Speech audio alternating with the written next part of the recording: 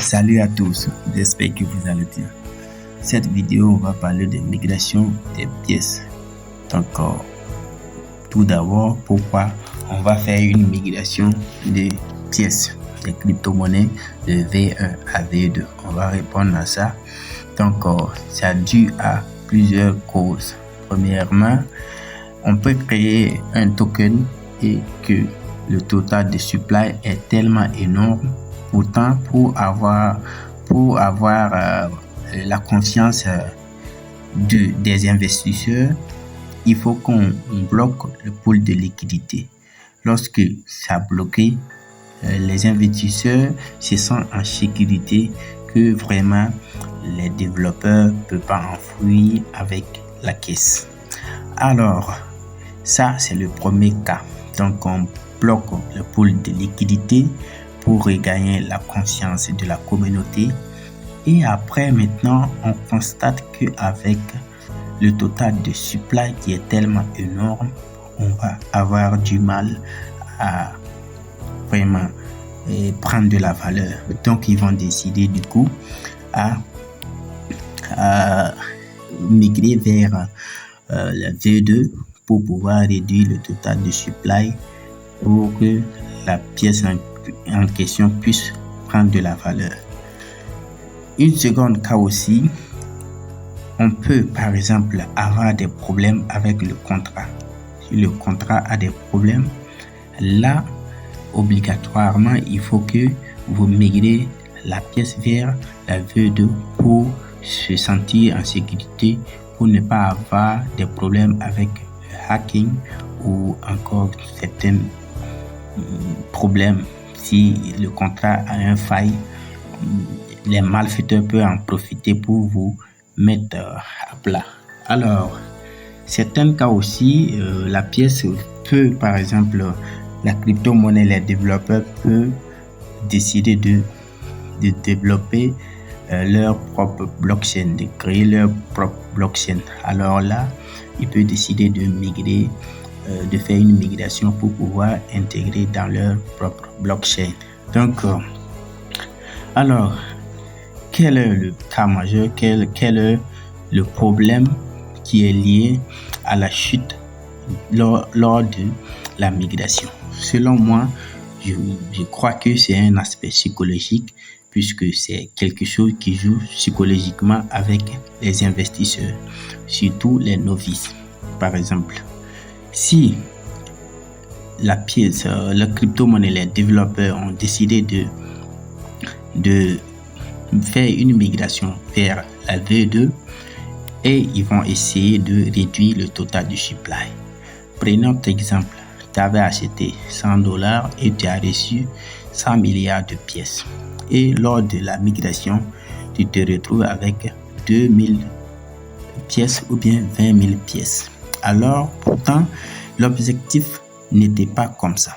Ton objectif était que quand tu tiens 100 milliards de pièces et que on brûle 3 zéros, tu vas voir que si tu avais acheté par exemple $100, tu vas te retrouver avec 100 000 dollars.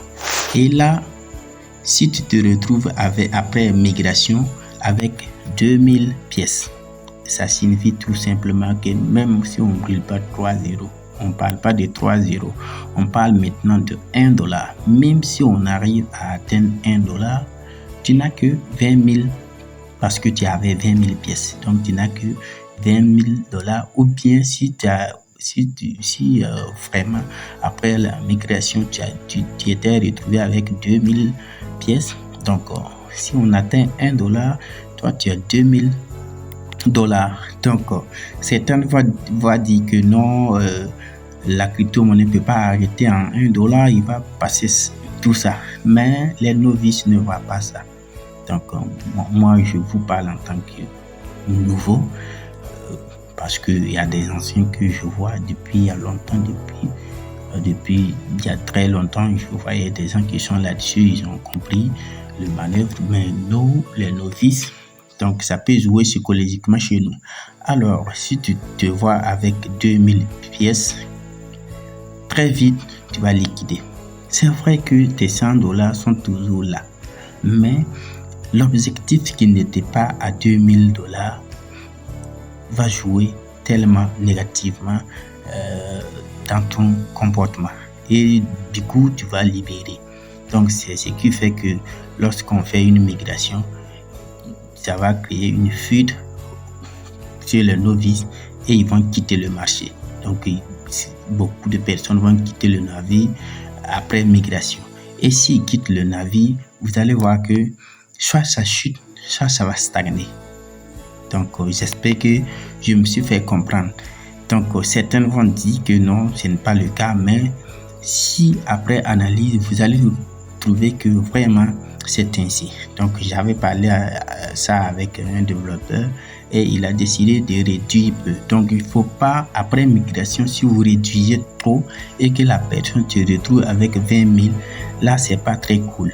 Si la personne se retrouve avec 1 million, 20 millions, là c'est un peu mieux. Mais si on réduit tellement que on va te retrouver avec 6 000 ou bien 300, vous allez voir que beaucoup vont libérer leurs pièces.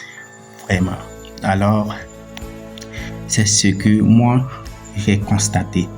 J'ai constaté que c'est psychologiquement la réduction du total de supply qui fait fuir les investisseurs et ça va vraiment jouer sur la valeur du token et ça va faire que le token soit stagné, de pire même, certains navires vont couler. Alors je parle très bien des shitcoins qui n'ont pas de projet solide derrière eux. Sinon, en contrario, c'est vrai que les anciens souvent aussi peuvent se retirer pour vraiment revenir acheter le dip à cause de fuite.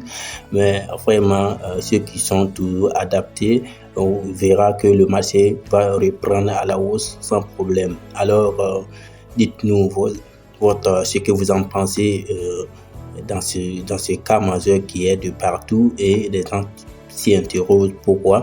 Donc dites-nous votre avis dans la barre de commentaires pour qu'on puisse vraiment se donner des idées. Alors merci beaucoup, aimez la